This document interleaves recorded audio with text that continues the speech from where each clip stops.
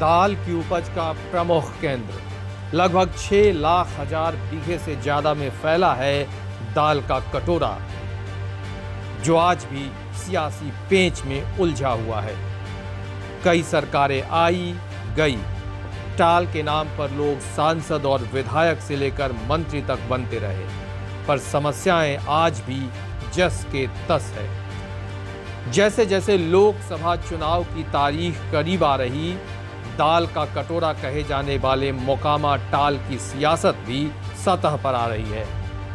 हाल के दिनों में स्थानीय सांसद राजीव रंजन सिंह और लल्लन सिंह मोकामा टाल की समस्या को राजधानी एक्सप्रेस की गति से समाधान का भरोसा दिला रहे हैं। साथ ही हवाला दे रहे हैं टाल की समस्या से जुड़े योजनाओं की मुख्यमंत्री से स्वीकृति मिलने का। दरअसल टाल इलाके के लगभग 30,000 बीघे जमीन की बुआई पिछले कई सालों से नहीं हो पा रही है। किसान परेशान हैं, ऐसे में स्थानीय सांसद समाधान का भरोसा दिला रहे हैं।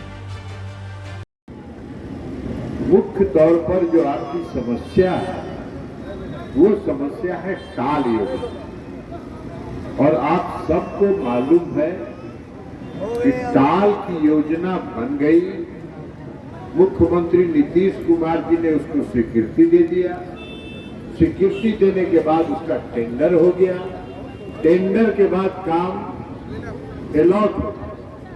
अब उसमें एक ही काम अभी चल रहा है कि पूरे बांध का जहां जहां बांध बनाया जाना है उस सब का सर्वे करके किसका कोई जमीन जा रहा है कि नहीं जा रहा है, वो जमीन के मुआवजा का आकलन हो रहा है। 1 महीना के अंदर वो आकलन पूरा हो जाएगा। जिसका भी जमीन जा रहा होगा उसको जमीन का मुआवजा मिल जाएगा, और उसके बाद टाल योजना जो है राजधानी एक्सप्रेस से तेज गति से काम जेडीयू के सांसद टाल की समस्या के समाधान का भरोसा राजधानी एक्सप्रेस की गति से होने का दिला रहे, तो बीजेपी के राज्यसभा सांसद शंभू शरण पटेल जेडीयू सांसद और राष्ट्रीय अध्यक्ष के इस भरोसे को महज चुनावी स्टंट बता रहे हैं। साथ ही पूछ रहे हैं, आखिर पिछले 5 साल से क्या कर रहे थे जो अब समाधान का भरोसा दिला रहे हैं। बीजेपी सांसद यहीं नहीं रुके, पूछा पिछले 18 साल से मुख्यमंत्री नीतीश कुमार इस योजनाओं की स्वीकृति क्यों नहीं दे पा रहे थे।